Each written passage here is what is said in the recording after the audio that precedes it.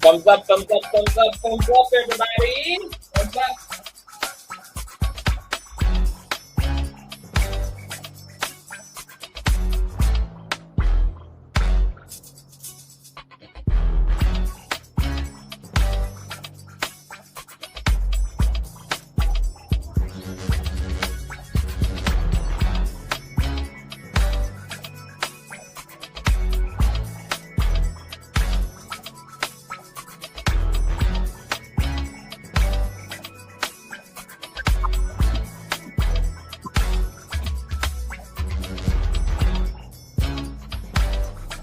We need all the lights, all the lights, all the lights, all the lights, all the lights.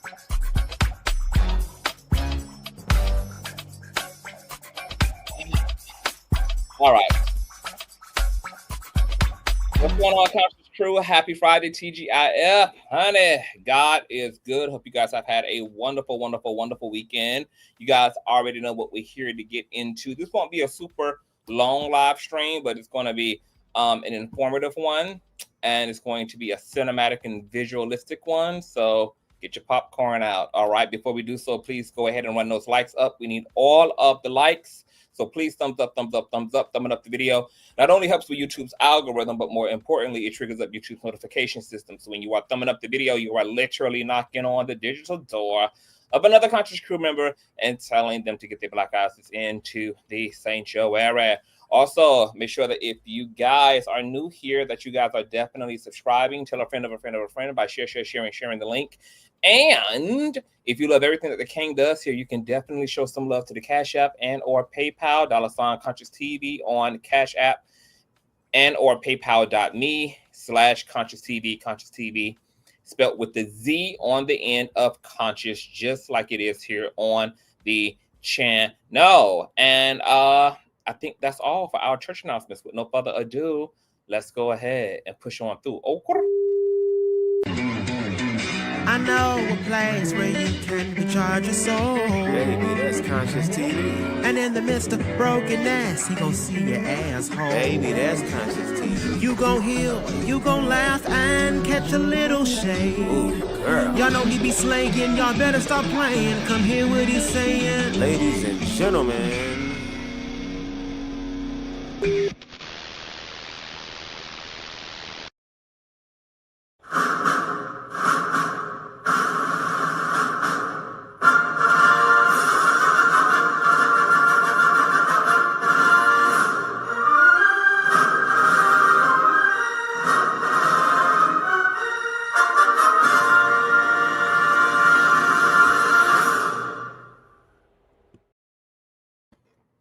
What's going on, Conscious Crew? Let me speak to everybody in the building. Please get these likes up, y'all. What's going on, Linda? Hey, Kimani's Way. What's going on, Queen B More? Hey, Tramel. What's going on, Kevin? Hey, Pro Noor. What's going on, Queen B More? Hey, baby mother. What's going on, Ian Gardner? Hey, everybody. So, just go ahead and get the show started, girl. Let me go ahead and bring up special guest Buffs to God. You guys already know who Buff to God is. He's a commentator, he's an editor, he's an actor, he's a writer, he's a singer, songwriter, rapper, girl. He does all of the things, and this is a project that he's been working on for a very long time now. He's going to debut the visual for it tonight, and he's going to tell you all about it. And then we have a special guest for the special guest as well in this show. All right. Hi, Bubs. What is going on, y'all? Can y'all hear me? I'm looking. Why I look so pixelated? All out live and in color. It's probably giving a little pixelated because you're in the dark, you know, anytime that lighting is on the dim side. Gotcha. It's gonna give Pixiana. But you look spooky and scary and look like you're ready to take us down of course. Tales from the Crypt Boulevard. Amen. Okay, Crenshaw Lane, bitch. Yes. So tell us why we're here today and what is about to happen. You've been speaking about this project for a very long time. We know that your project is inspired by another creator's body of work. So can you just tell me a little bit about how you got here? Of course, yes. Of course, the whole situation that was going on in 2024 with, you know, the whole presidential election and all that type of stuff, the queer phobia, the racism, just all the oppression, the fear, the ignorance just really started to rise. And every time these things start to happen, I think about one of my favorite supernatural horror films, which is a black one, which is Tales from the Hood. The first one, not the other two. The 2 and 3 is trash, but the first one, I've always liked that one. It was very raw, very guttural, very in your face, but with a message. And where we're going, it's about to get really scary. Like the band-aids are being ripped off, the wounds are going to be open that have been festering for a long time. Like it's about to get really dark in this mug. So as that was happening, the Black Anarchist podcast, aka Jay Charles, decided to create a book entitled Blame It on the Dress, the manufacturing of black homophobia and queerphobia. And because my channel revolves around queer activism, I love that type of literature. And I took the time to read it. And as I was reading it, just every day, just every time I went live, every time I was on someone else's live, there was always more information popping up. And I've been telling people, read the book, read the book. Like the book has truth in it that can help us get out of what we're in, even offer a very drastic one if you decide to read it.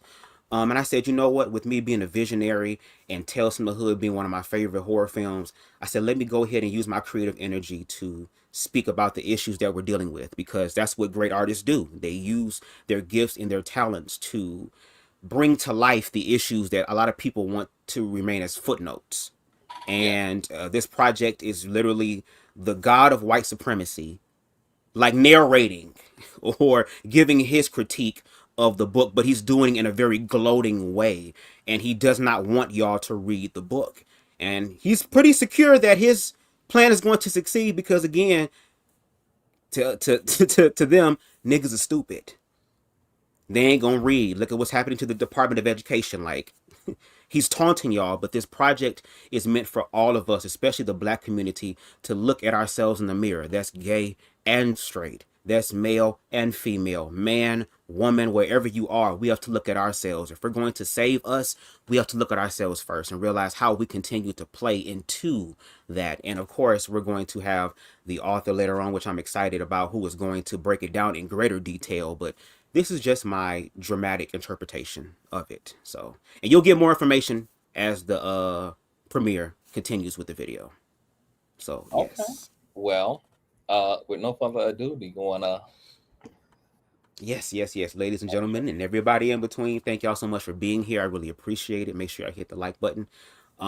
If you smoking something, you might want to hit something. If you sipping on something, you might want to sip on something. There's going to be a few multiple trigger warnings before we even get started, because it's going to get dark and it's going to get heavy, but that's where the transformation is at. And since we're on CTV's platform, I already know that y'all know what transformation look like, so I have faith. But without further ado, I am excited to present to you chapter 1 of my interpretation of Blame It on the Dress, the Bug's Flow manifestation. Here we go, you guys. Is it possible to make it? There we go. I got this. Yes, ma'am.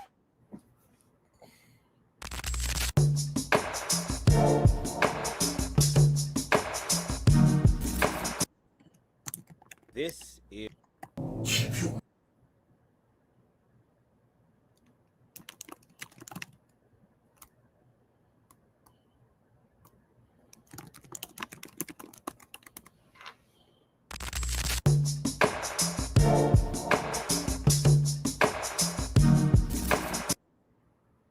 This is for the opening monologue. Take 550 fucking 6. Let's get it, bitch.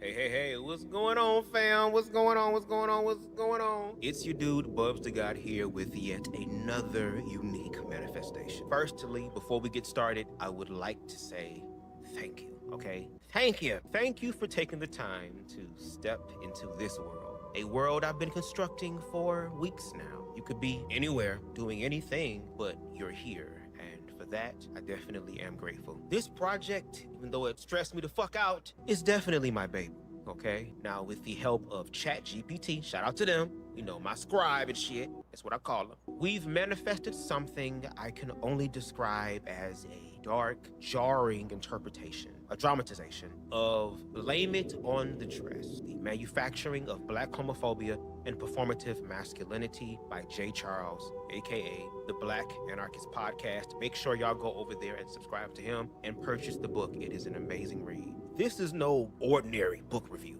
This is an excavation, a bloodletting, a ritual. And just like Erykah Badu, once said, now keep in mind that I'm an artist and I'm what she say? All right, okay, all right. What is this project, right?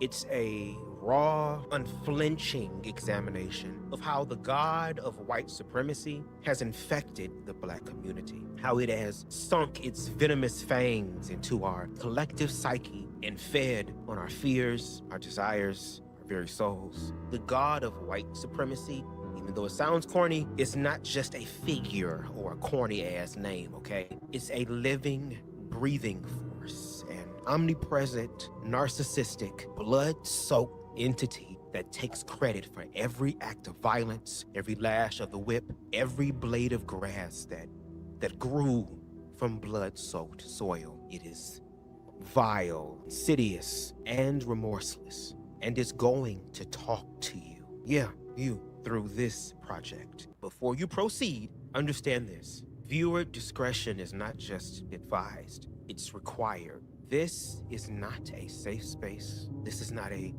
feel-good liberation project. This is a descent into the depths of the God's domain, where every vile, insidious, and degrading word it spews will slice through you like shards of glass. This content is graphically explicit, psychologically invasive, and violently disturbing. And if you dare to stay, you will be forced to see yourself through its eyes. Proceed at your own risk. The 3 videos in this manifestation series are based on chapters 1, 2, and 5 of Blame It on the Dress. Chapter 1, The Blame Game. Why the Black community scapegoats gay men. Chapter 2, Who taught you to hate yourself?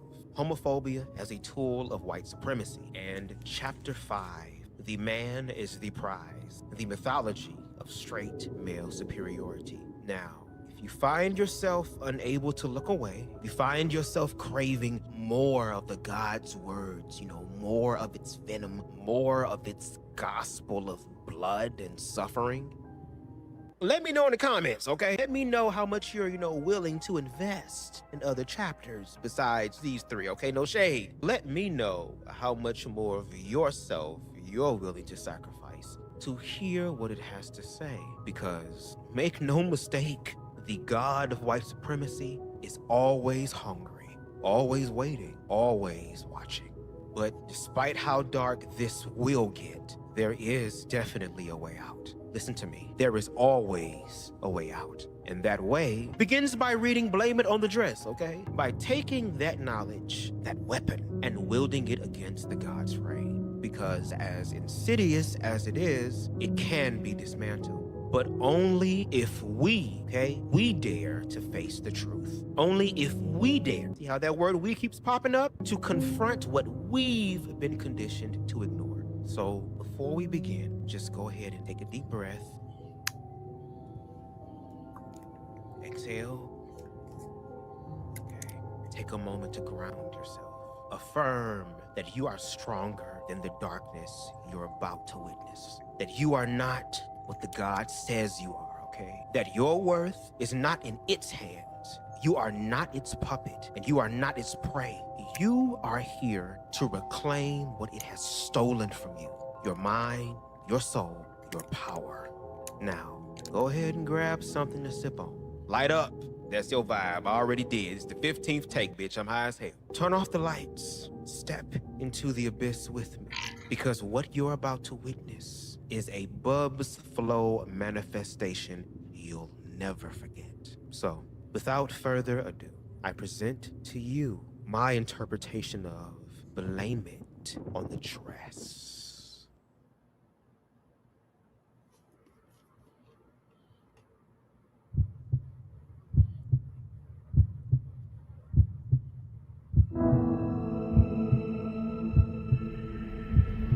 Gay marriage is a travesty. It is a slap in the face to all like mothers that went through all the travail to get us to where we are today. No homos will ever be allowed on this church as long as I'm the pastor here. Never! Black men today that adopt homosexuality, that adopt gay marriage, have adopted death. There's no life in it. But what are we going to move on to? Moving on to gay marriage is moving on to death.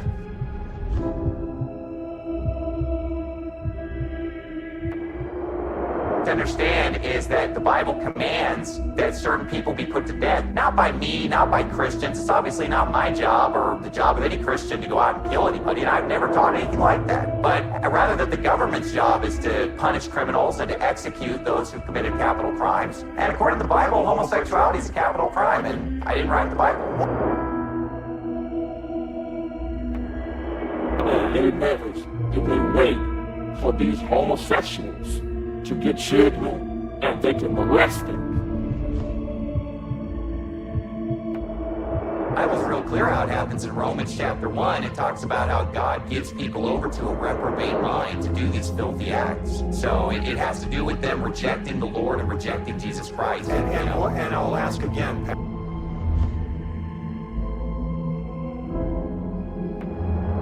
You understand what I'm saying? God can't use no men trying to be women. We call them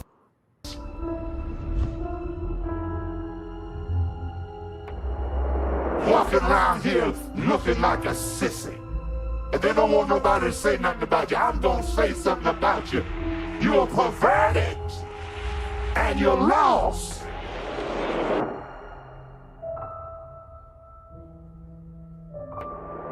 It's been more than a month since Carmen Wells was shot and killed inside her own home on Detroit's east side.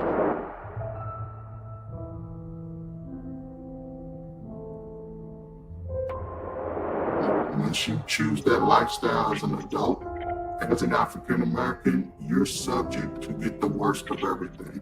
Because not only are you shamed in our community, you're shamed around the world.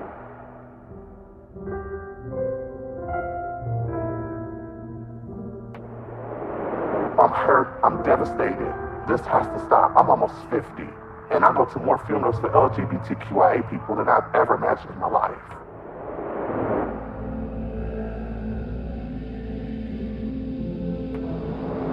I blame some of these preachers. You got the sissies up there doing praise and worship. You know what that is? That is insidious preaching.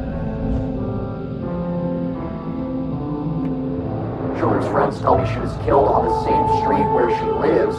There will be cameras in the area helping the investigation. Meanwhile, Cincinnati police are asking anyone with information to call the homicide unit. Those in the community, same day, along with the family, want to bring to light the violence that many inside the LGBTQ community face. The homosexual will be punished, but the fact of the matter that he's being punished right now, the homosexuality is the punishment.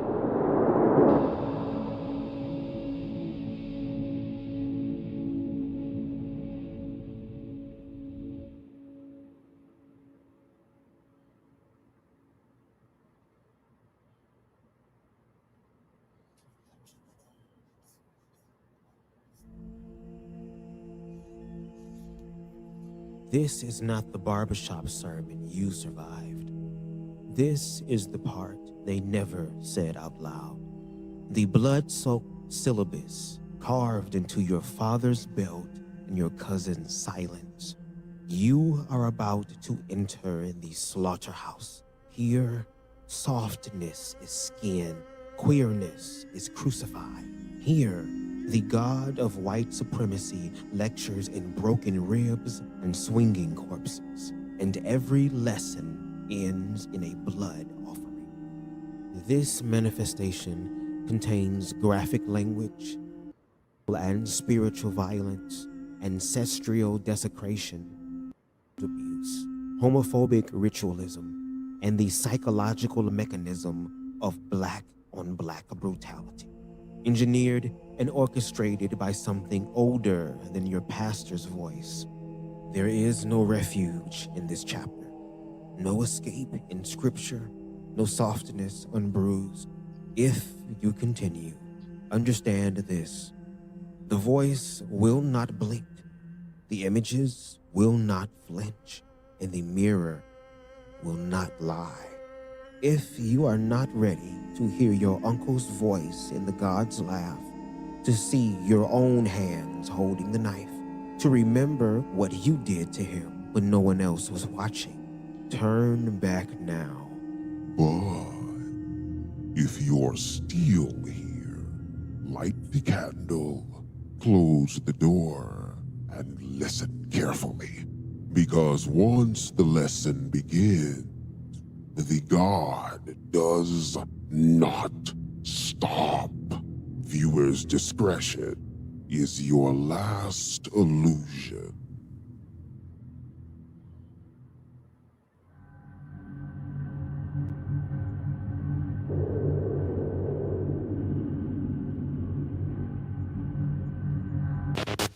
There you are.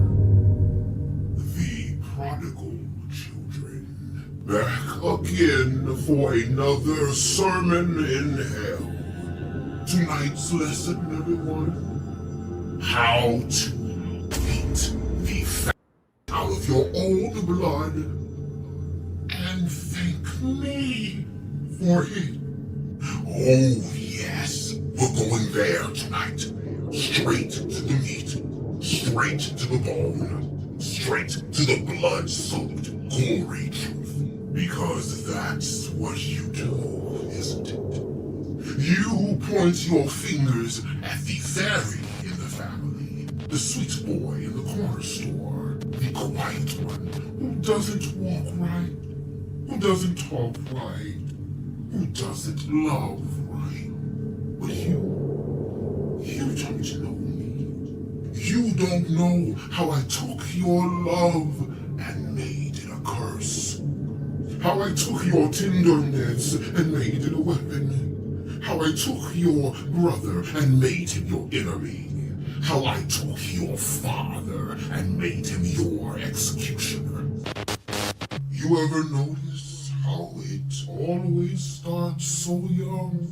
Before he knows what he is, before he knows what he's done, before he knows why they look at him like he's less than a man. You teach him he's the problem before he even knows what the problem is. You do it in barbershops.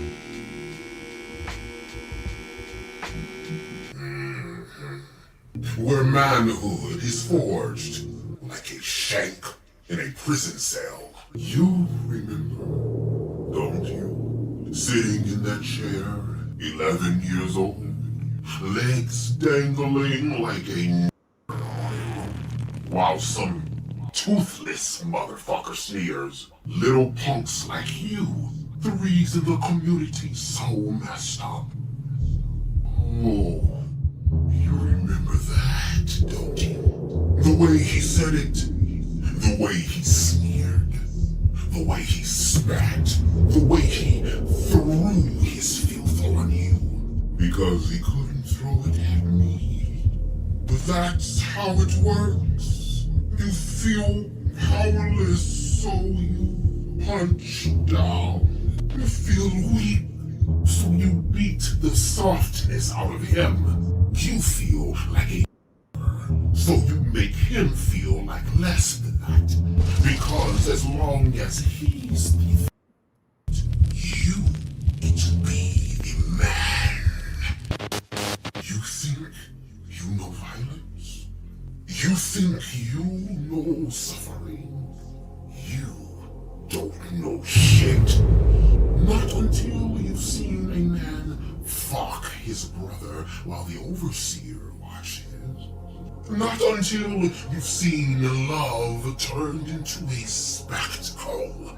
Not until you've seen tenderness desecrated into terror.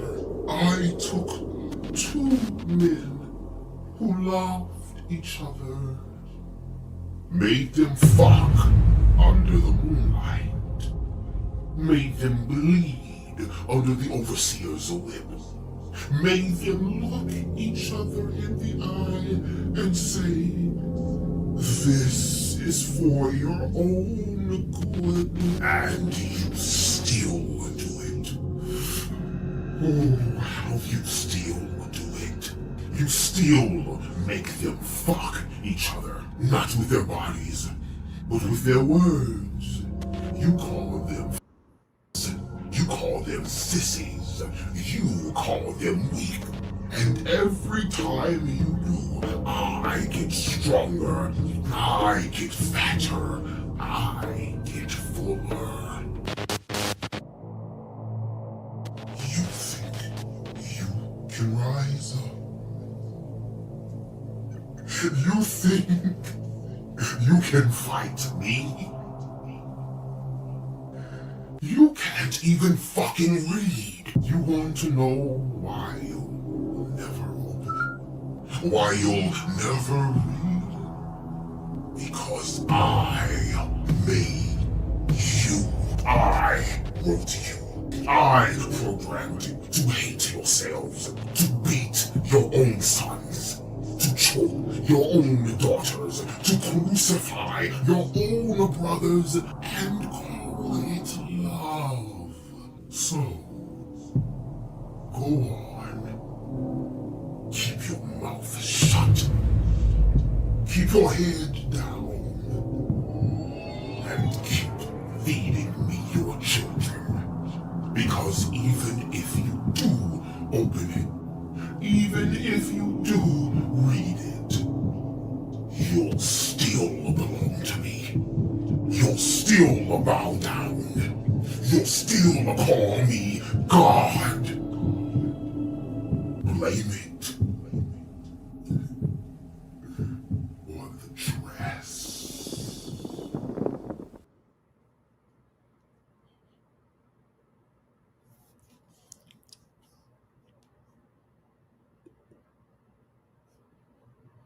Oh, right. Loves the motherfucking God. Wow. First of all, I want to hear your thoughts. What do you think? What do you think? And give me everything, the good, the bad. I want to know because it helps me. Girl, this is just my interpretation. Keep in mind that I'm an artist. Remember at the beginning, but still, go ahead. I don't know what to say. It is breathtakingly accurate. Okay, I can take that. Breathtakingly accurate. I think you would have to be a very healed, same gender loving trans person to endure this to the end, because its accuracy causes you to attach everything said and done to an actual lived experience with your own fathers, your own mothers, with your own community, the barbershop, the church, etc.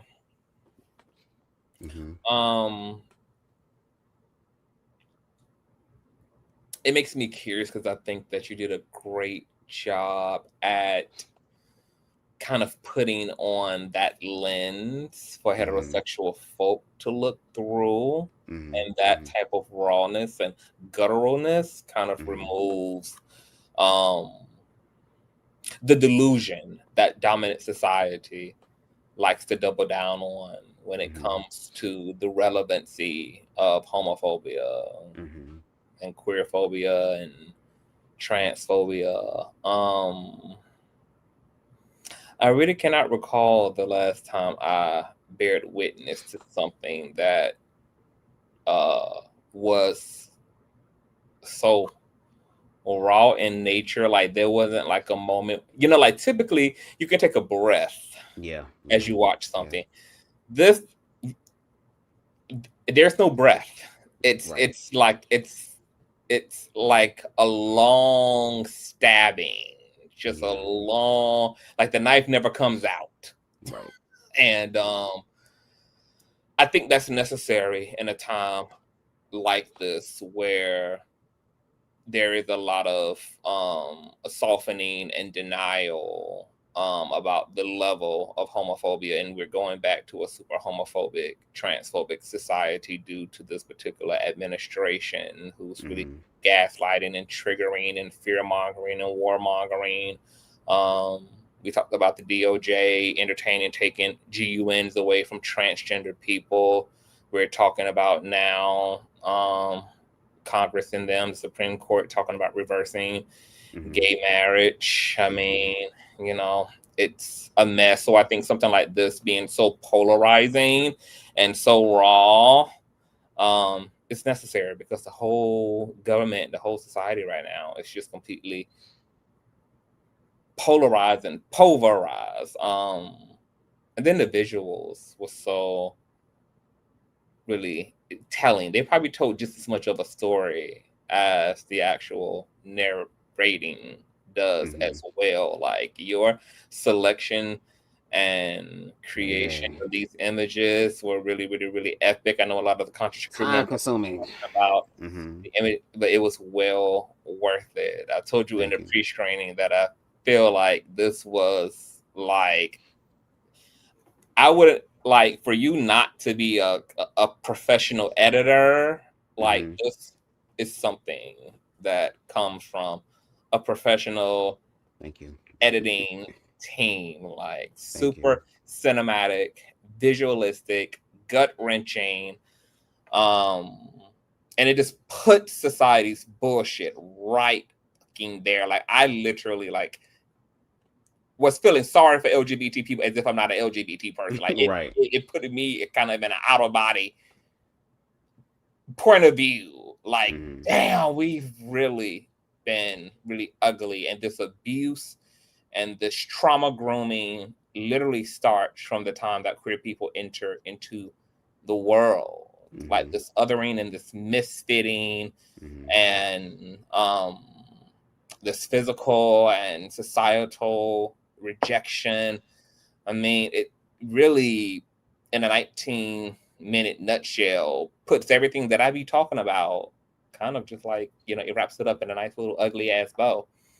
And like, here you are. Here's the super condensed, comprehensive. Because when we talk about why our community, in terms of the inside of our community, looks the way that it does, in terms of there being so much in-house fighting, there's lots of issues around intimacy and relationships. We know that DV rates amongst same-gender loving women are completely high. We know that commitment is an issue for gay men. Intimacy is an issue for gay men. I mean, we have all of this stuff, and all of this has to do with that. And so when we were talking yesterday about the whole Snoop Dogg, T.S. Madison situation, and we were talking about how like there's so much blood on the hands of the church and so much blood on the hands of dominant society as it relates to what is done to two-spirited people and what is done to LGBT persons, that, you know, as a Black American, I feel like as a same gender loving American, I'm equally owed reparations for what they've done just to the LGBT intersection of my identity. Not only for the Black side do I owe reparations, am I owed reparations, but to the queer side, I'm owed reparations. You know, I have literally almost had my entire mental health and life destroyed by the church alone. You know, I was one of those LGBT people who suffered from suicidal ideation silently growing up because of the idea that God hated me.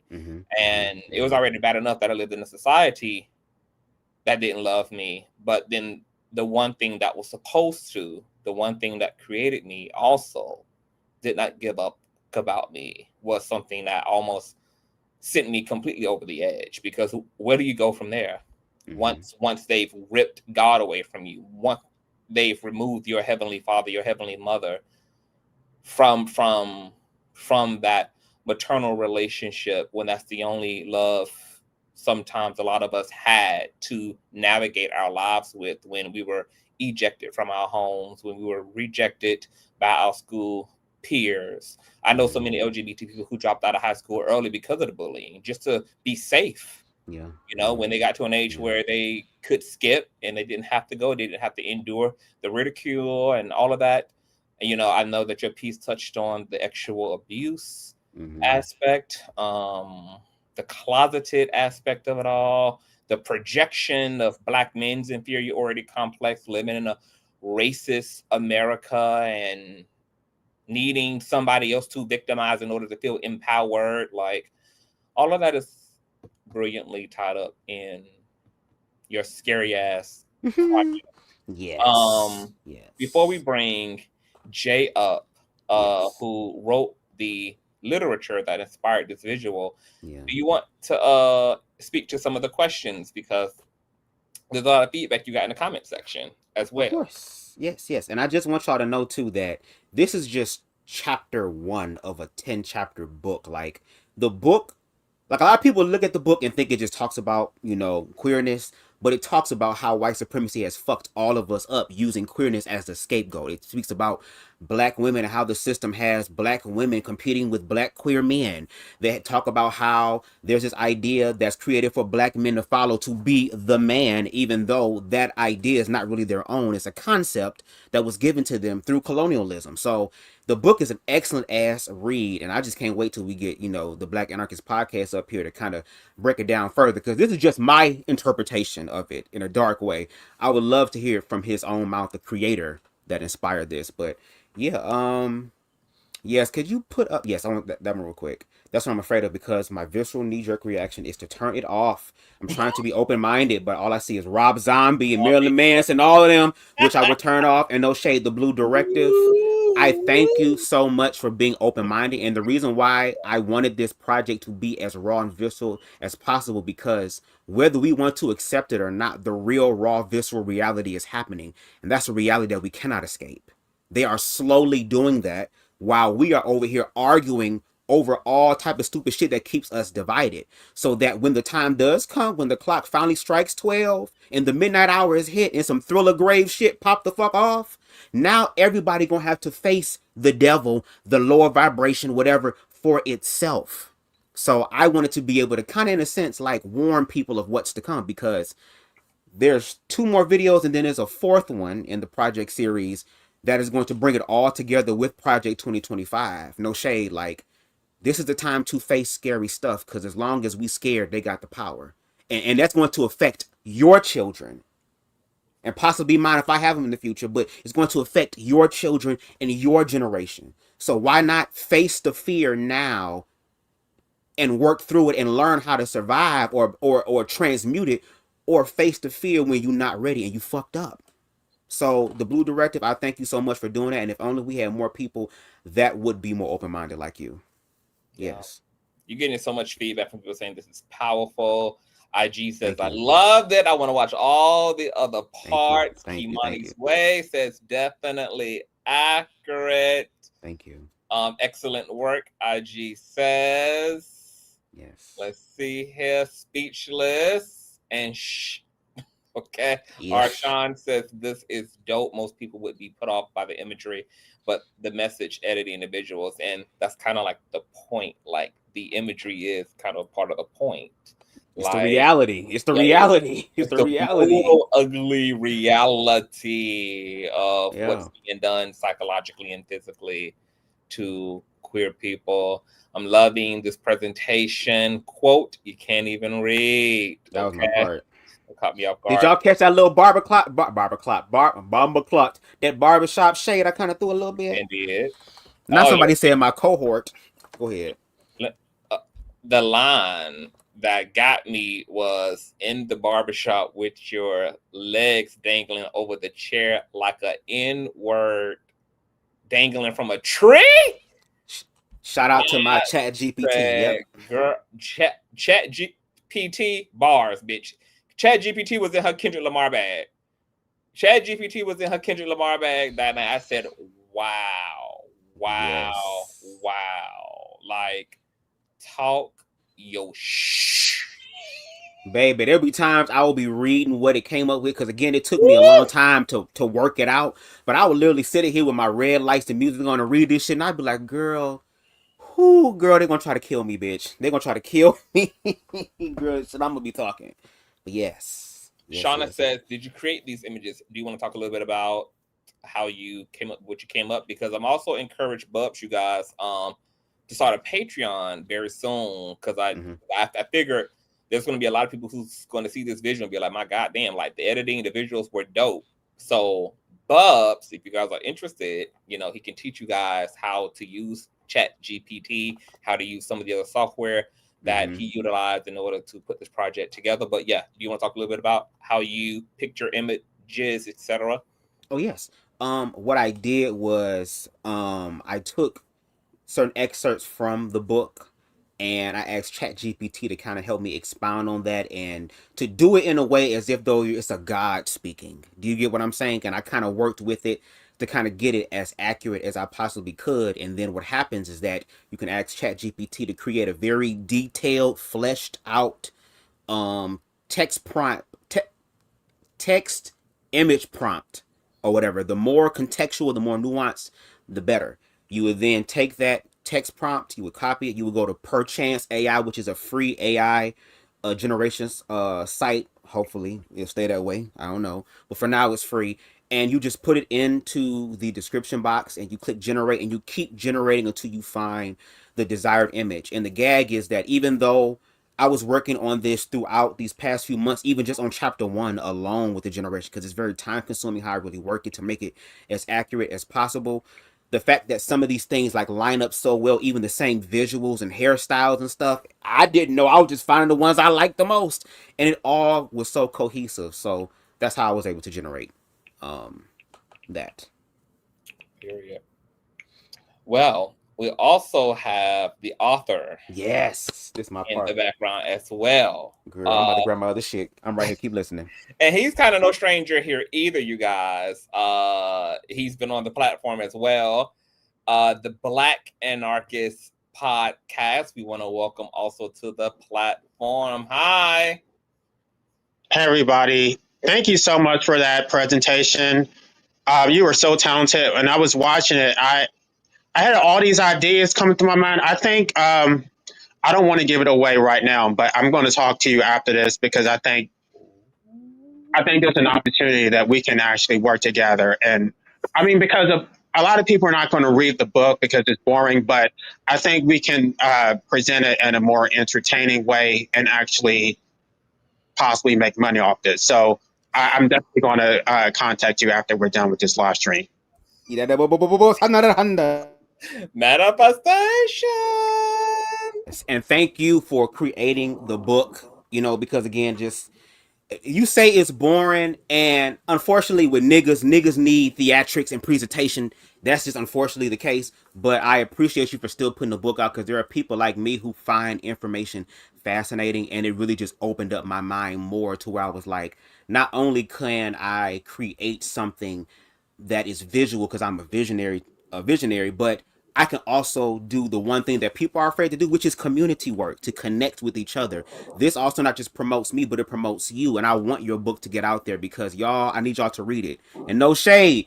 A lot of motherfuckers be talking shit about what to do. He offers something that's very extreme in chapter 9, which had my ass kind of thinking like, okay, girl, maybe this may have to be it if we don't get our shit together. But thank you, the Black Anarchist podcast, for creating the book. Thank you.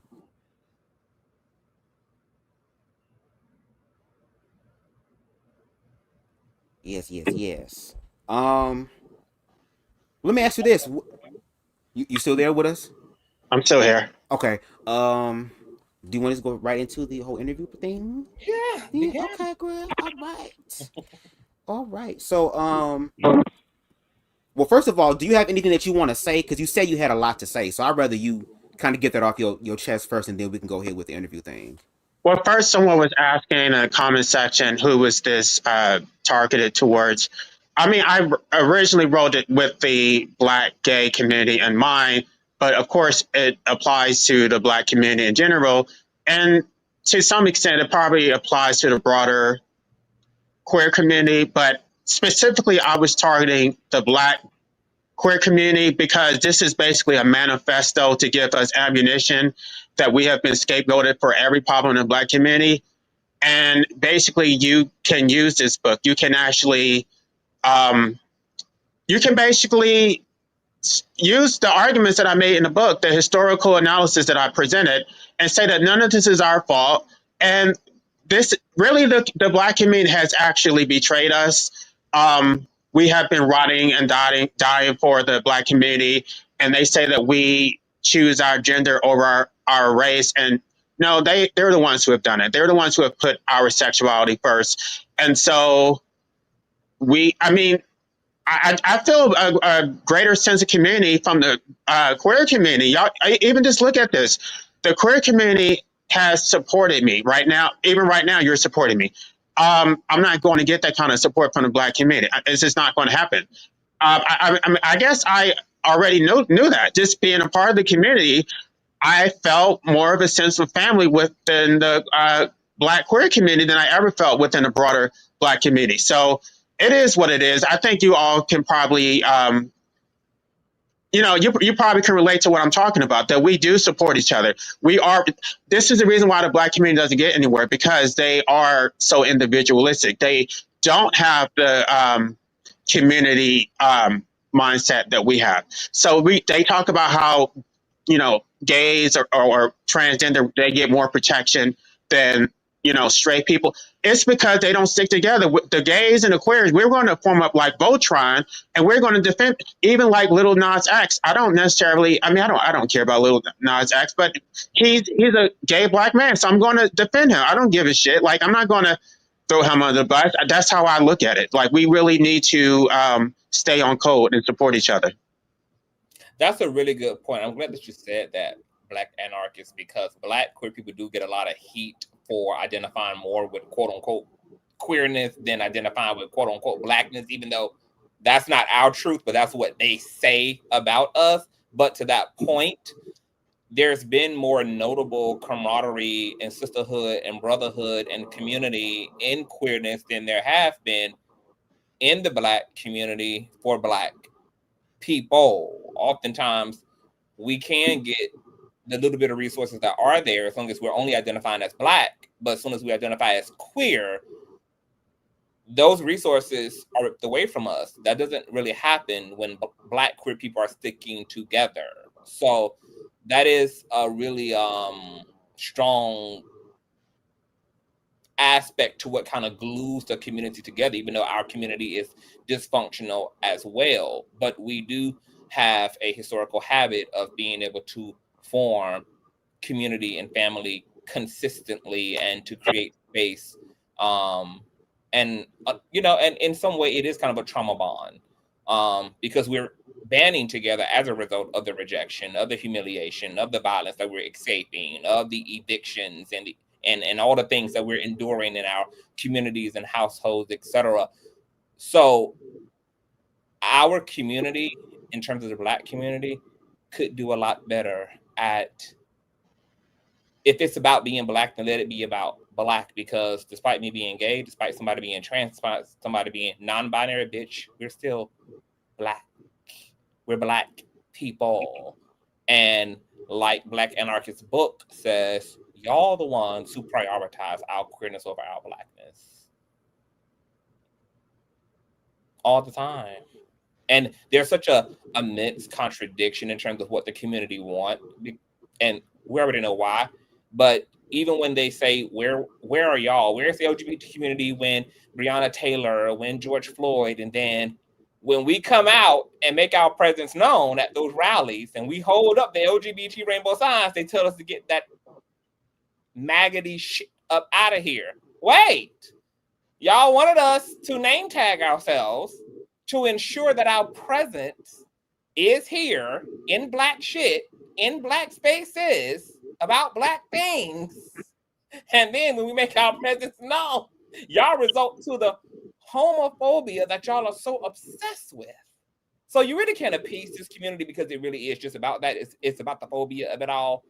It's not about whether we're actually showing up. It's not about whether we identify more with gay over than being black. The black community has a phobia issue that's deeply embedded and has been weaponized by the Bible and the church, and this connection to God hates this. And so this has really empowered people to really feel convicted about the violence they commit against queer people because they really believe that this is what God wants. It's it. Okay. You hit on everything. Everything was hit on. No shade. And that's why, again, I made the project as visceral as possible, because sometimes we sitting over here like, damn, Tyrese, what more do you want from me? What do y'all want? But we also have an opportunity to change as well, because if certain people, huh? I said our very soul is what they want. Well, it's our soul. Work on your own. But let me go ahead and get into the questions, because I think Jay answered this a little bit, but I kind of want to go in deeper. And the way that my questions are set up, they're in my theme, so just be here with me, okay? Every book is born in either a wound or a revelation, right? Blame it on the dress doesn't whisper. Hell no, it screams, especially with this project. What moment first compelled you to write this? Was it a personal one, a historical one, or something you witnessed that refused to let you go? So was it like a particular moment that was like, yeah, let me write this?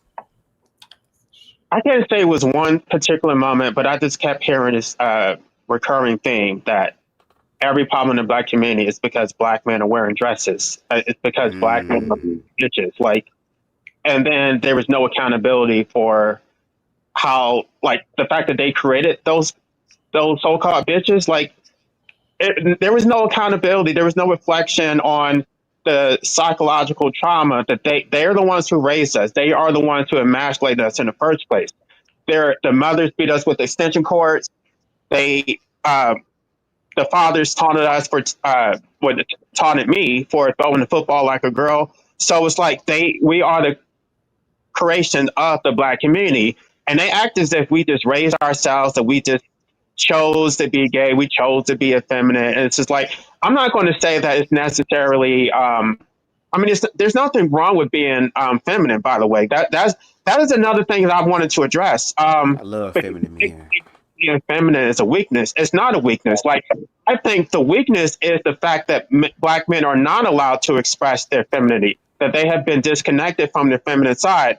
And so what Carl Jung talked about is how when you don't integrate the masculine with the feminine, you basically you're not a complete human being. And so you spend your whole life trying to compensate for the fact that you are not allowed to be feminine, and then it manifests in this toxic masculinity, performative masculinity. It's not even real. It's fake. They don't and it's not just oppressive for the gay community. It's also oppressive for the straight men who have to perform, because they're not allowed to display their feminine side either. It also oppresses the black women, because they can't. The men are not allowed to display their feminine side, which means they're not going to be nurturing. They're not going to be good caretakers. They have to disrespect black women in order to perform to this whole stereotype of this trope of a black masculine man. And it all started from slavery. So I wrote it because I guess I need to explain my philosophical foundation. Like, Arthur Schopenhauer said that religion is the common man's metaphysics, right? So a lot of people will turn to the Bible because that's just it's low hanging fruit. It's accessible. People can. It's stated in a very plain way that most people can relate to. But religion is just it's a simplified version of metaphysics and philosophy. So if you want to get to a higher understanding of things, you can't really stop with the Bible or some other religion. Like, I guess my philosophical underpinnings is that I am both an anti-nihilist and I am an anarchist. I'm also a pessimist. So you can use religion, but you still need to have a proper philosophy. So the book was written with anarchy in mind, because the liberation of the queer community really comes from queer anarchy. But I'm an anarchy in all its forms. Like I'm against all hierarchical systems, including gender hierarchy. But I'm also an anarchist. I mean, I'm an anarchist and I'm also an anti-natalist, which you've kind of alluded to. That is one of the solutions because one of the main reasons that they're scapegoating us is because like two people of the same sex can't procreate. So I've already addressed that. Like I don't think that procreation is necessarily a good thing. I think what the problem is that they're doing things their way and then they're blaming us for the consequences of it. They're saying, oh, you should be like us, do things our way. But no, the way that you guys are doing things is not doing anything but getting us oppressed. It's getting us, it's causing us to be victims of the systems in perpetuity. So we need to try to do things a little bit differently, to stand back and look at what has been done and maybe we can do something else. And we actually do have a lot of leverage, but you're giving the system all your leverage because you're doing exactly what they wanted to do. You're doing exactly how we got to where we are. Why black men have been broken, and why black men are forced to engage in this performative masculinity. So what you're doing is you're feeding right into the hands of white supremacy. White supremacy. I mean, homophobia is a byproduct of white supremacy. Mm-hmm. Even though they say it's the other way around. Wow. Right. We addressed that in chapter 2. So I guess we're not, we can talk about that. Yes. Yeah, it's the other way around. If you haven't purchased the book, go purchase it, please. Educate yourself and read. Again, the Department of Education is destroyed. Read a book. Read a book. Read a motherfucking book. Okay? My next question to you is this. Well, first of all, the title alone to a lot of people may feel like a curse, right? As if fabric became a noose or something. The dress isn't just clothing. It's blame stitched into the skin. So how do you see the dress functioning as a metaphor, functioning as a weapon, and as a scapegoat in our community? You probably are not old enough to remember this, but back in the day, a song called "Blame It on the Rain," right? It's like, no, it's blaming on dress, blaming on the fact that black men are in dresses. So, I had different ideas for the title, but I came up with the imagery that it was going to be a muscular black man in a dress, just not caring, not giving a fuck, and I don't know. I decided to run with it because the other ideas I had just didn't work, and that is what they're doing. They're really running with the narrative that Dave Chappelle came up with. That Hollywood is trying to emasculate black men. If black men would just be masculine, all our problems would magically disappear. But no, they were masculine at the time that they were enslaved. They were masculine at the time that they were being hung under Jim Crow. So how is putting on a pair of pants going to fix the community? Like, it's so nonsensical. It's a non sequitur. It's not addressing anything, but it is low hanging fruit. And it is something that they can wrap their heads around, that if black men would just be more masculine, we would have more protection. Meanwhile, the people who are actually causing the harm to the community are so-called masculine, the ones who are abandoning their children, the ones who are creating the so-called, I don't want to use the word, the F word. They're creating these people. So it's like, what came first, the chicken or the egg? No, we're not the problem. We are products of the black community's dysfunction. And aren't those masculine bodies that are doing that the same ones that have their jeans hanging off of their asses and imitating a prison style that's said to be a signal for men who have been taken already by other men? Right, and I addressed that in the book too. I'm not sure which chapter that is, but basically,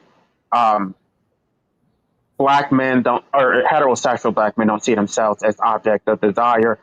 They see women, basically, an object of desire can only be feminine, which means you're the receptive partner. You're the person who gets penetrated. So the woman can be desirable. The feminine gay man can be desirable. But if you're masculine, you're not an object of desire. You're the conqueror.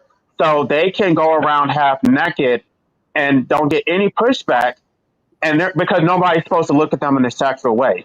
They're supposed to be at the top of the food chain, the pyramid, and so if a woman were to do the exact same thing that they do, no, the woman, oh, she's a slut. She's a, there's a great deal of intersectionality between homophobia and misogyny.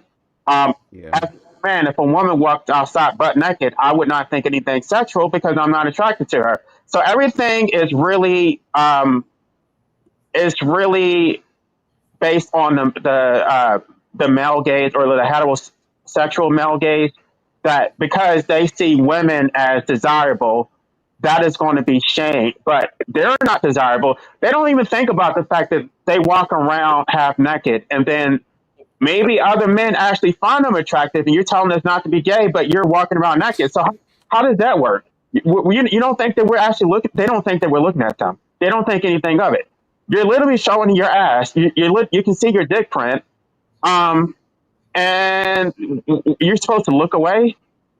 Like it's just so crazy because in any other context, if a woman were to walk around half naked, they would say she deserved it. She tempted the man. Us. They're not even if you were trying to struggle and not act on it, no, you're walking around half naked. So how what are you supposed to do? And will unalive you if you try them. Because this is just for the ladies. It's just for the ladies. It's just for the ladies. For the ladies in the room. Let me hear you on the comments. Just the ladies. But in prison, it's just for the men in prison. It's not even for the ladies because the lady, which I also addressed, the women are not supposed to find them desirable anyway. Either, excuse me. Women are only supposed to find men. They're only supposed to find men desirable if the man manipulated her. If the man sort of either he did something nice for her, he bought her something, but they're not actually supposed to find men desirable because women who find men desirable are sluts. Like they're not supposed to actually get any pleasure out of sex. They're really just there to please men. And why a man would want to have sex with another man because it's especially if you're a bottom, because it's like, what are you getting out of this? Like I didn't Thank you, Lord. I didn't do anything for you. Like, how are you enjoying having sex with me? Like, it stems from a low sense of self-esteem that men, a lot of heterosexual men don't even see themselves as being objects of desire. So what are you doing having sex with me? You're just disgusting. You're having sex with me. I'm disgusting. Like, that makes you disgusting. It makes the woman who has sex with men disgusting. Like, you're supposed to want to have sex with women because women are not disgusting. You get your, I don't know. You're, I'm trying to think of the term that I used in the book, but it doesn't go the other way. Like you get they say that you get validation from having sex with women, but it's actually the other way around. They're creating a dichotomy where they're sending mixed messages. You actually get more validation from having sex with men than you do with women because the community has taught us that male validation is the higher standard of validation, that you don't necessarily respect women. You only respect attention from men. So women are competing for the attention of men, and even straight men are competing for the validation from men. And they use women as tools to get validation from other men. So behind the veneer of heterosexuality is homoerotic. So it's like, I'm going to get this woman who's desirable, but no, look at me. I'm the man who was able to get the woman. So behind it, you're still looking at the man. Yeah, I agree with that because I've heard on a panel somebody use the excuse of, if I'm going to a dinner or something, I'm meeting with some sort of general or whatever, I got to make sure my girl on my arm looks really good so that I can get that position. Again, it's just a bargaining tool, just a chip used Oh, you got something, CTV? What's going on? Yes, Look at I want smiling, to say girl. shout out to Arshawn, the Conscious crew member. Arshawn is first of all straight purchased the book, and not only did he purchase the book, he purchased one for me and one for Shauna, my moderator. Hey, He come just on, sent me. Arshawn, and shout out He to him just, because I've seen him on the live a few times. I appreciate you yes, being open minded, Arshawn. Even though you say patriarchy forever, we Arshawn still is the support you. We yes, still support you. and he be gagging with that. But no, Arshawn is sickening. He just bought 3 copies of your book, Black Anarchist And podcast. make sure y'all leave reviews. If y'all have more than $50 on your Yes. Amazon thing, which if you really resist, then you shouldn't. But anyway, if you do have it, girl, make sure you leave a review for Jay Charles so that he can get more people and to read his book and to get his book out there more. So by y'all doing that come on, community work. Come Is Shauna on. in the chat? Shauna, if you're still here, let me know.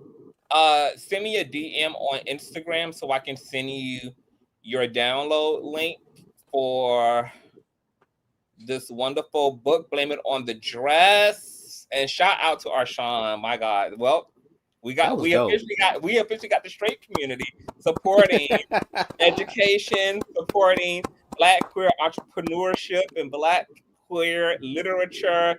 This is community. Freaking amazing. Shout out to you, Arshawn. You're doing the work. Okay. Also, I want to respond to PD who says so-called buck breaking didn't happen to men.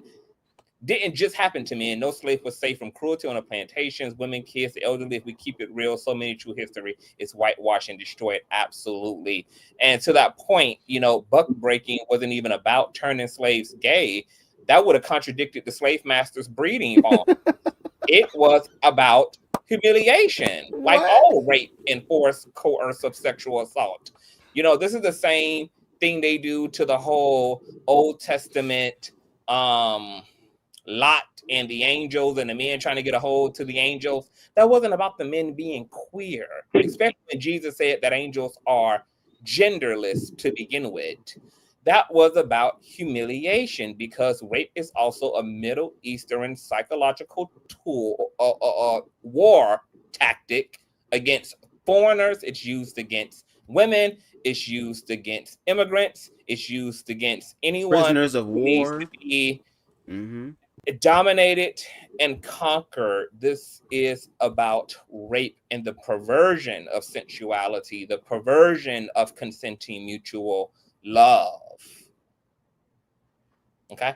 But the Black community has actually embraced that whole buck breaking mentality because they see homosexuality as the ultimate form of emasculation. That if you have sex with a man, then you're just a bitch. And so, if you're going to feed into that mindset, then of course they would have looked at the man who got buck broken as being a bitch. It's like, no, why are you giving it so much power? It's just sex. It doesn't mean anything. It doesn't mean that you have been emasculated. You're still a man. We're still men. We can still protect the community. What do you think? We're just eunuchs that, like, we still have the physical strength. We still have capable minds. It doesn't mean anything. I'm a spiritual eunuch. I'm just playing. That's a You little have to be a inside joke. spiritual eunuch. I mean, you are a eunuch. A eunuch. No, it's an inside joke because somebody called me that and I adopted that name, so I just say it a lot. Spiritual eunuch. Yes, because I didn't know that he was like, "You're a spiritual eunuch." I said, "Oh, okay. Well, I'm gonna adopt that. I am Bubs the God, the spiritual eunuch, bitch, the leprechaun spiritual eunuch." Yes, yes, yes. But you did speak about something, Jay, when you talked about like the whole finding the whole gay experience, gay just existence disgusting. We've all seen the pulpit, because you brought up the church, turn into a stage, right? Scripture weaponized like brass knuckles, right? So in your research and your lived experience, how has the black church, regardless of how many denominations, girl, how many in the nigga church, girl, kept queer men on the altar, even while claiming to fight white supremacy? What do you think about that? I mean, I didn't really address that in a book. I kind of addressed like the whole missionaries, like when they went to Africa and how they homophobia. But yeah, absolutely. There's plenty of gay choir boys. I was one of them. My choir director was one of them, and everybody knew, but that's why I'm saying it's so fake. It's so performative. So it's like you can be. That's what. Okay, homophobia is not really about an aversion to sexuality. It's really about protecting the masculine image. So they're more. You get more pushback about not being masculine than you get about being actually gay. So long as you present as masculine, a lot of people won't have a problem with it. But if you're so-called sissy who's going to embarrass the Yep. community, that's what they don't want. Yep. And we've heard that a lot. Like, you can be gay, but why you gotta be girly? All that. Yeah, why you gotta act like a girl? Why you gotta be da, da, da, da. That's why it's so much heat on a lot of the effeminate boys in the community and on trans women, because it's that femininity, it's that anti-feminine, misogynistic bullshit that is pushing against that. The feminization of men. When, to Black Anarchist point, the reality is that we're all on the energetic spectrum of these universal polarity, feminine and masculinity. We all literally have them. So there's just no getting around that. And men have to express their femininity, women have to express their femininity, and the sooner we get over sexualizing that, or even socializing that, and just accepting that as a inherent part of our humanity, the better off we'll be as a goddamn people. Exactly. Right, but and I just gotta say, a Black Anarchist, you got 4 book purchases so far. IG also just purchased your book, child. So your book is coming off the shelves, child. It's coming off the shelves tonight. Okay, the people are buying your shit out, child. Shout out to the Conscious crew, baby. We can always count on y'all to spend that dough, baby. Y'all gonna spend that money. Yes. Are you gonna say something, Black Anarchist? I just wanted to say that the correct term that Carl Jung used is the anima and animus. So everybody has a counter sexuality, that the man has an animus and then the woman has an animus. So it's basically you have a masculine and a feminine side. So it can either be healthy or it can be unhealthy. Everybody has it. So this whole dichotomy, this false dichotomy that men are all masculine and women are all feminine, it's not true. Everybody possesses it. It's just how you integrate it. And some people integrate it in a healthy way, and some people integrate it in a toxic way. Mm-hmm. And a lot of things that you see, it presents as masculine, is actually toxic femininity. A lot of the so-called masculine behavior is really emotional. It comes from a place of emotional dysregulation. It's not masculine. It's performative masculinity. Like, being masculine is about being a protector and a provider. And like, for example, my father, when he ridiculed me for throwing a football like a girl, he was not being masculine. He was being feminine. He was worried about how other people were going to perceive. Wow. Are not really masculine, but they present that way. So it's performative. Absolutely. I'm just curious to see what people gonna say afterwards, as far as, in response to this. Because again, just like we said on the live yesterday, we have all this information now, and people still be like, huh? What?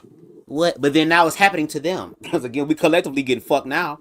So now at this point, like Monique said, you better go ahead, just relax all your, even me at the top, relax all your muscles, girl. Just breathe. Your eyebrows will be burning, your eyelashes might be disintegrating, but you will make it through. But like you kind of mentioned earlier, books like yours don't I just have to live do on. my lashes over every time I'm on my knees to my man. Yes. What did you say? Shit was so funny. But like you said, and as we see, books like yours don't just live on paper. They want to bleed into other spaces, to different types of expressions of film and art. If Blame It on the Dress were expanded into another medium besides on paper, what truth or warning would you insist must never be watered down? Like, girl, I don't give a fuck. Ain't no Hollywood shit, bitch. If we doing my shit, this gotta be the main focus. Don't touch this. What do you think that would be? I mean, there's a lot, but if I had to just pick one, I would have to say that homophobia is not pro-black. That is actually a byproduct of white supremacy. Okay, well, let's continue with that question because it goes to this other question I have. Some will say homophobia is just cultural, just ours. But in your book, you name who the actual puppeteer is, which is white supremacy itself. And when you made that connection explicit, what resistance or denial have you ran into because of that? Like, what have people said about you saying that? They won't actually engage me. They won't. And they don't. I mean, a lot of this is coming from anti-intellectualism. They can't really like when they talk about queer people. They're not talking about an actual person. They're talking about an archetype, a phantom person. When they're actually confronted with a person who's standing in front of them, they can't really engage with you because you're supposed to be some phantom who doesn't actually exist. You're not supposed to actually be a gay man who's going to actually give them pushback. You're supposed to be like bullied into the corner where you just shut up. But when you actually, they know that what they're saying is fucked up as hell. They know it is. Like they don't even like they can when they're in their little enclave, they can talk shit about gay people. But when it comes face to face, no, it's a completely different thing because they're really cowards and they can only do it when they're like they're stripped in numbers. They can, go in their little echo chambers and say, oh, it's not the straight black man, it's the gay black man or the cause of all the problems in the community. So, yeah, there really hasn't been any pushback. They won't engage me. I'm trying to see if anybody will debate me. I would I would have said Umar Johnson or somebody, but y'all see what happened to him. This is what I'm talking. I'm turning to these so-called masculine black men and look at the results that you're getting. You think that they don't have the answers because they're broken. They have not integrated their feminine side. So he's supposed to be a protector and a provider, but he's not actually masculine. So he's looking for the community to protect and provide for him. And this is the time too, like y'all was talking so much shit, but see, again, they don't want to have those conversations because they're used to or being told that you Hulk smash, Hulk destroy. That's what they want. That's how they express it. But that's gonna be crazy when hoes start whooping their ass. Hopefully motherfuckers will learn it. And I got 2 more questions for you. Before you get to those 2 questions, yes, I want to insert kind of not a question, but a topic. I kind of want to get your response to it. I was listening to August Alsina he was on a show with Nick Cannon, and he spoke about like they asked him pretty much about like how was you able to get to a place where you ended up like pretty much in love with a man. And I thought his response was really interesting because it kind of touches on what just got said in Arshawn's statement. Let me see if I can share my screen here.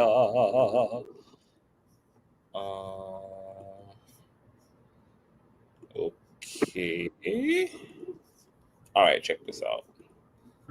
Bisexual anymore because that even implies that there are 2 and there's only 2, right? So now Be trisexual. well, there are he said, not and I was really touched when you said love is discovery because obviously you've been very public and I know you're comfortable talking about this. 2 years after your entanglement with Jada Pinkett Smith, you were on another show and you talked about your love for another man. And I know that when we talk about this, we help others.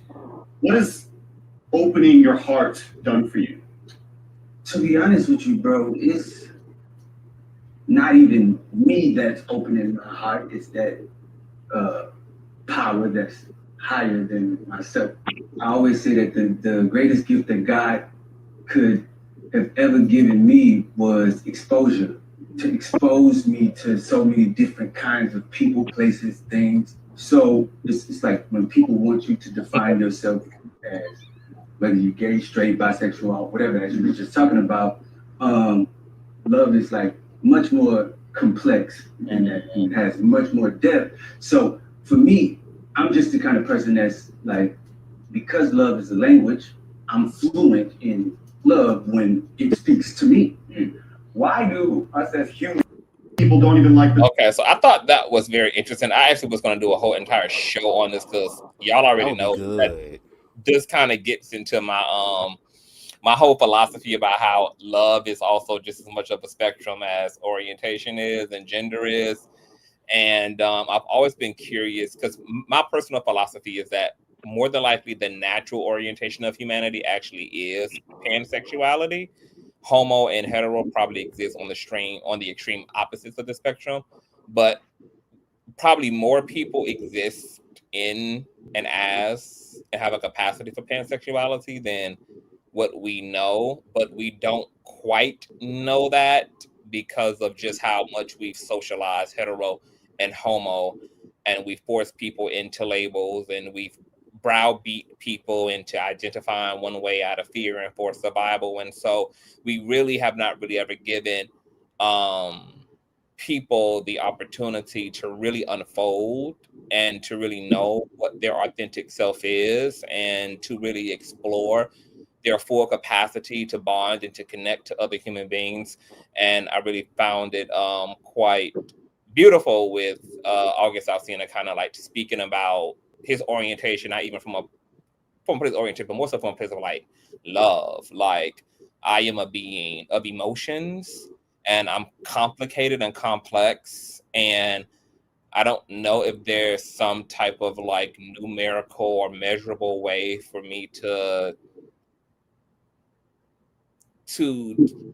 if there's some type of numerical or measurable bottle for me to put people in if I embark upon a relationship to somebody and I'm open and the feels feel and we have a lot in common and we enjoy each other's time and we're loyal to each other, have respect for each other, we have a chemistry between each other. I mean, I'm just going to let it be what it is.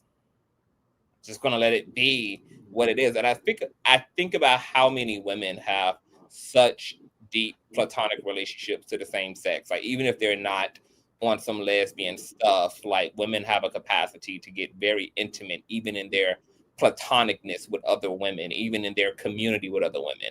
I would like to see Black men explore brotherhood a lot more, because I feel like a lot of Black men are hurting, and a lot of Black men need the affection of other men, need like genuine, wholehearted love and connection with other men. That's important. And I think we're dawning upon an age. Well, I don't know what's going to happen now, since we're trying to pull the lever back and we're trying to get into a time machine here, and we're trying to get non-progressive, and we're trying to get back to some black and white ass shit, which is crazy. But on the same side of that coin, it seems like we are headed toward this like this era where people don't want to be boxed in. People don't want labels, and I've seen Black men step out of their comfort zone, even when it comes to aesthetics, when it comes to wardrobe, when it comes to just how they exist, definitely when it comes to their orientation. We live in some fascinating times, but yeah, to IG's point, what did IG say? Oh, they would have some flat and abstract, no room for a fuller humanity than their own. That's what's really missing, is a fuller humanity, for sure. But on to your questions, Bubs. You on mute. Kind of figured that. No, I was saying you good, and I would definitely love to see a live on that, because no shade at Black men are hurting. Not just heterosexual, queer men too, no shade, but just on the spectrum, Black men just need to be able to learn how to let shit go and live and be. Okay? You are more than what this box, this coffin was created for you to be. No shade. I would like to address that also. Go ahead. It really comes from having a negative anima that they were not in touch with their feminine side. So a lot of Black men don't think they actually have a feminine side. So they see women as being something foreign to them, that they're not able to connect with women on an intimate level. They're actually more emotionally intimate with other men. That's what I'm saying. It's homoerotic, even though they're technically heterosexual. Like, they will have sex with women, but they don't have any intimacy with them, and so they only have a deep connection with other men. So even by what they're actually doing, it's not really they're not really heterosexual on an intimate level, like or heterosexual on an intimate level. There is homoerotic. The only part about them that is heterosexual is the fact that they have sex with women, but they're intimate with other men. All right. I love how IG put it. Opposite sex attracted, but same gender loving. There you go. Yes. Exactly. No shade. I had read that quote from I forgot her name, but talked about how the whole culture for men is homoerotic. Everything, the validation of a man. I want to be like him. I want to have what he have. And I low key want to watch that movie Him, because that might even explore some of the concepts. The new Marlon Wayans movie that's coming out, that might explain that as well. Let's see. The last two questions for you tonight before I guess we get into any questions from the chat. And if you have some, please ask them now. No shade, so we can just go ahead and get to them. I know a book like this doesn't sit quiet on the shelf, right? Some people gonna watch, read it and gonna clutch their pearls. Others gonna breathe hot ass fire breath. Others will finally exhale because it's like, okay, somebody hears us. What reactions have surprised you most, both the applause and the backlash in reference to your book? I guess the thing that's most surprising is the lack of response. That I expected some pushback. I expected somebody to tell me that I was wrong, and nobody has really said anything. I mean, there have been several people who have read it. I don't know. I did make it available for free temporarily, and um, a lot of people downloaded it, but I don't. I expected there to be more pushback. That's the part that's been surprising. Mm-hmm. Yeah, and that's the crazy part. Like, this would be the time to give the pushback, especially now that y'all president, some of y'all president is president now. This is the time for y'all to do that. But I guess what's happening is that they're just waiting for the green light to fully do it, because at this point, I guess they're done with talking. They're about to show us the queer phobia. So it's just sad. But yet it will be etched in history forever for the ones that will get it. And when they do, they're going to read the fuck out of us. No shade. My last question to you is, if you could whisper one warning into the ear of every black parent raising a son, one truth they cannot unhear, what would it be?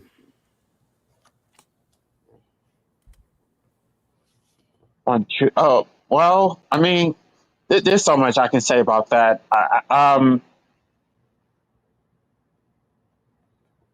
Okay, if I was going to narrow it down to one thing, I would have to say that you're lucky that you had a child who was born with 10 fingers and 10 toes. Like, you were privileged to have a healthy child, and now you're sitting up here complaining because the child is not going to be what you thought, what you envisioned your child was going to be. Like you didn't know if your child was even going to be alive. Like, it could have been a stillborn. It could have been deformed, and you're sitting up here complaining and whining because your child is gay. Like, I don't know what people think when they procreate. Like, you could have gotten anything. This was a luck of the draw. You're not entitled to anything. You're not even entitled to have a child. Like, you could have not had a child, and you have a healthy child standing in front of you, and you're just going to whine because they're gay. Like, I think the entitlement is absolutely deafening. That this is a human being. Like, your child is not an extension of you. This is a fully sentient human being who has their own individual experience, their own desires. They are not here to serve you. Your child is not your slave. One thing, if I were going to reduce it down to one sentence, your child is not your property. You don't own your child. They always say this. Oh, that's my child. I can do whatever I want. No, your child is a human being. Your child is not a slave. I was about to say, I appreciate that comment, Arshawn. As a straight man, I was somehow groomed to feel that gay sexuality was a threat to my own. Nobody ever sat and told me, but I got the message. I don't know how to untangle it for others. I'm glad you got it. And there are some black men who are willing to get it. They just got to face the same fear that you had to face in order to get it.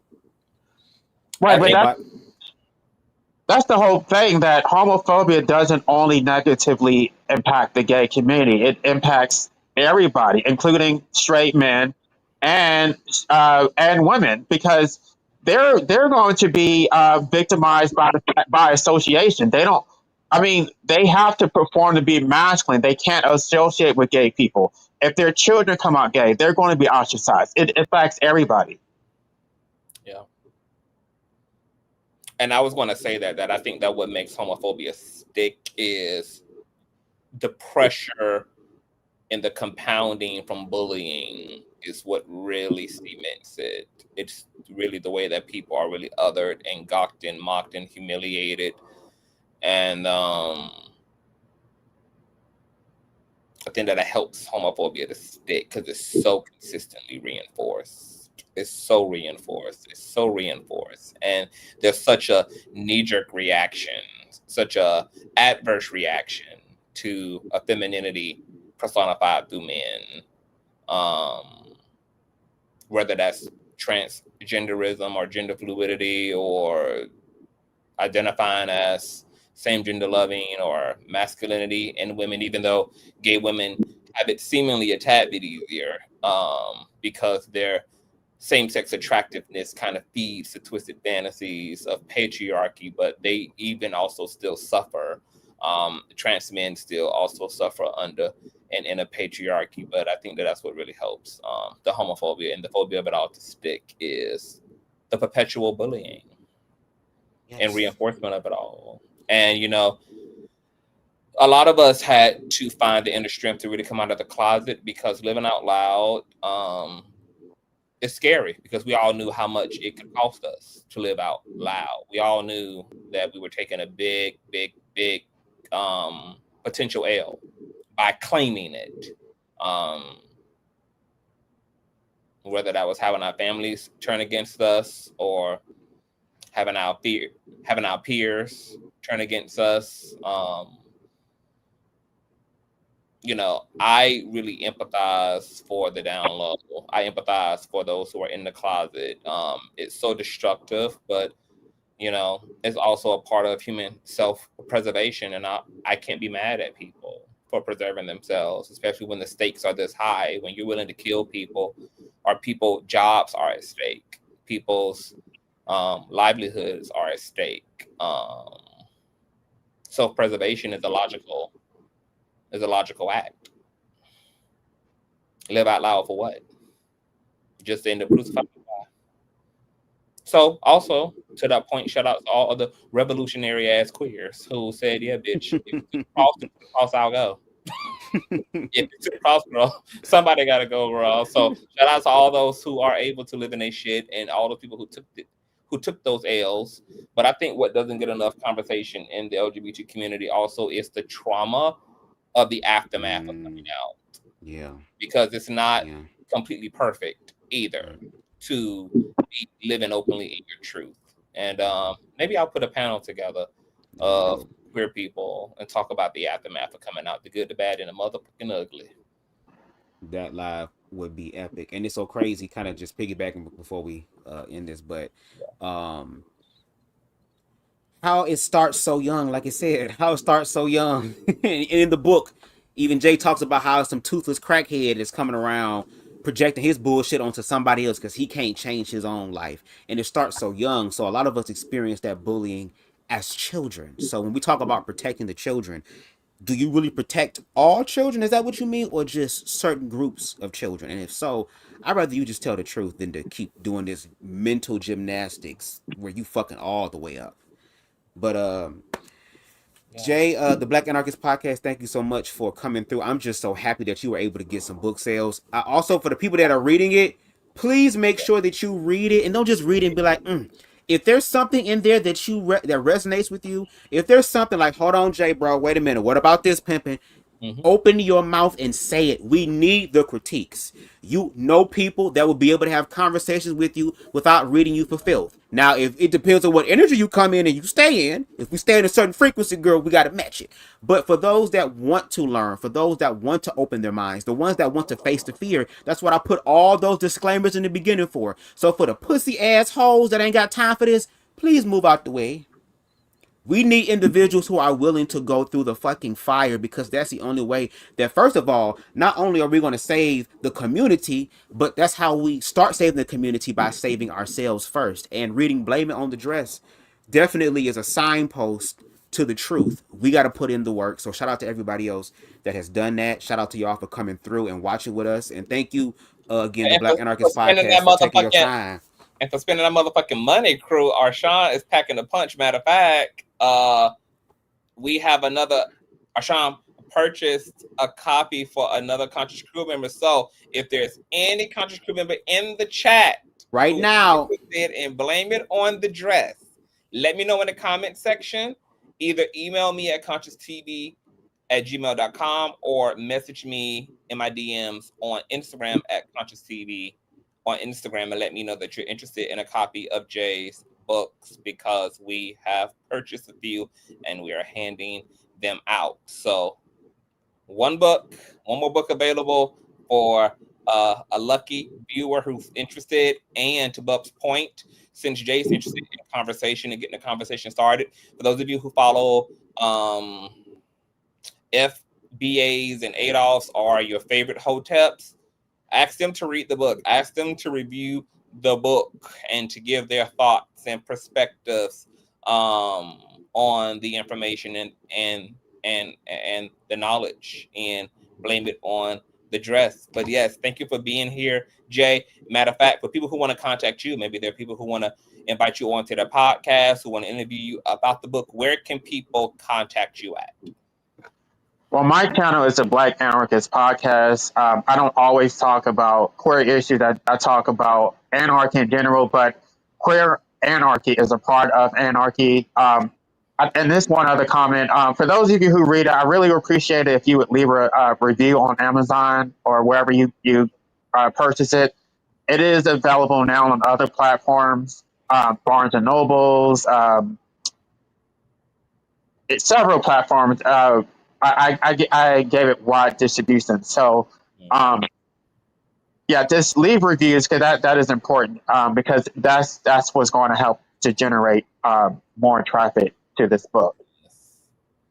Yes, and I'm going to link the book as well, you guys, in the description box below, for those of you who are going to see this in the aftermath of it all in the replay. Check the description box, and you'll be able to get you a copy of Blame It on the Dress. Thank you so much for being here, Jay. Thank you so much, and Bubs, we can talk, or we can do that later whenever you're available. I'm with it. Yes. Thank you. All right.